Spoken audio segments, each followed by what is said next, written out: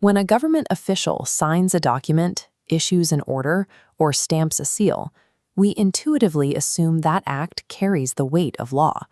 We build businesses, sign contracts, and exchange money based on the belief that official government actions are legally valid. A structural paradox exists at the core of American law. What happens to that public reliance if the very office the official occupies was created by a law that violates the Constitution? In 1886, the Supreme Court delivered a definitive answer to this paradox in a dispute known as Norton versus Shelby County.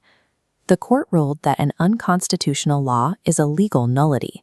It creates no office, confers no rights, and provides absolutely no legal protection for those who relied upon it. This legal doctrine began with a 19th-century municipal bond dispute in Tennessee, but tracking its evolution reveals how it became the exact mechanism federal courts use today to strip modern state officials of their sovereign immunity.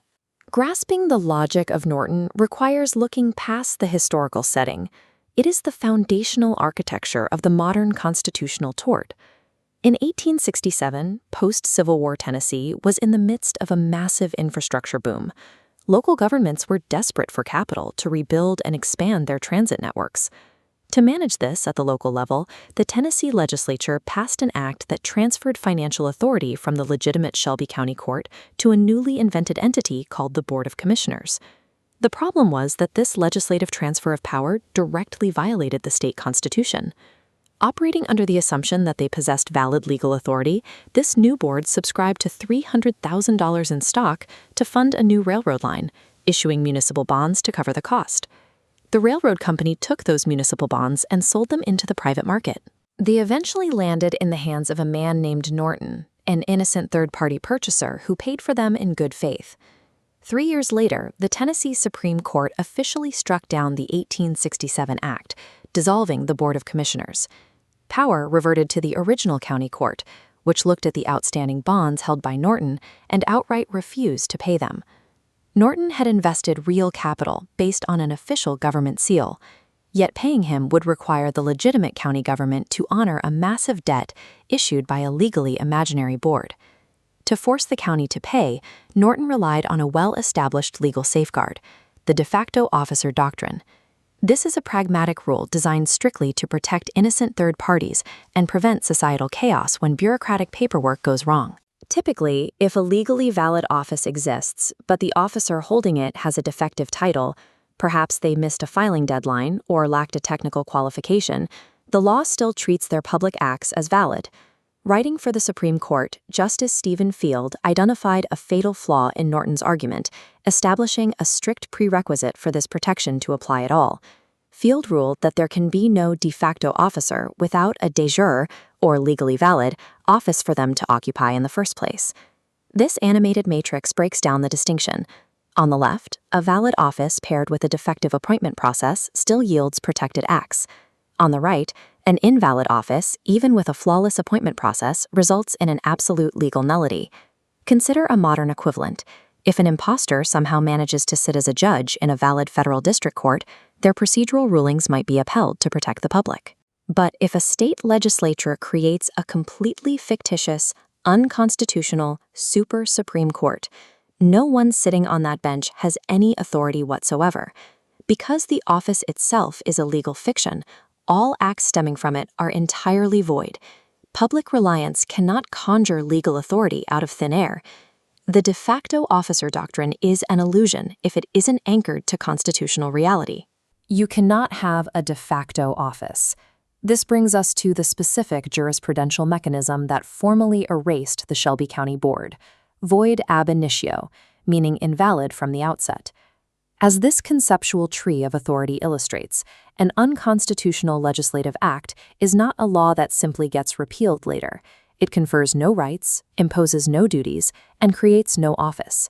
In legal contemplation, the unconstitutional act is as inoperative as though it had never been passed. Every downstream action simply evaporates. Norton's lawyers tried to bypass this by arguing ratification.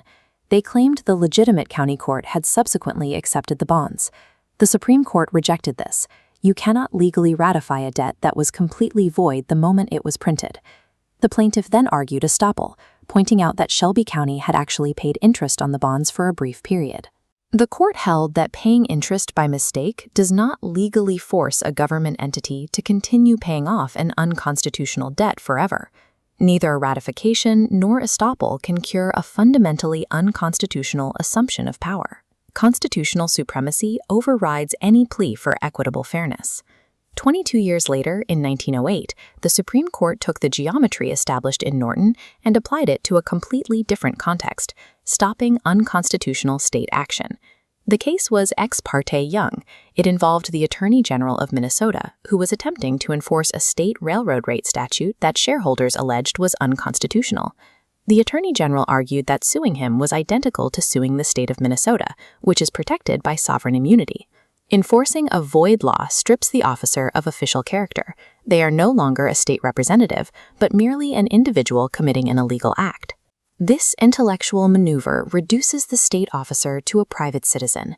It severs them from the state's sovereign immunity and exposes them directly to liability for their individual conduct. The void ab initio doctrine provides the precise legal loophole allowing citizens to sue state officials in federal court. By legally separating the individual from the state office, the shield of the state is bypassed entirely. We see the ultimate limit of executive immunity tested in the aftermath of May 1970 during student protests at Kent State University in Ohio. The state deployed the Ohio National Guard to control the crowd. The situation escalated, resulting in soldiers firing into the demonstrators, causing multiple fatal casualties.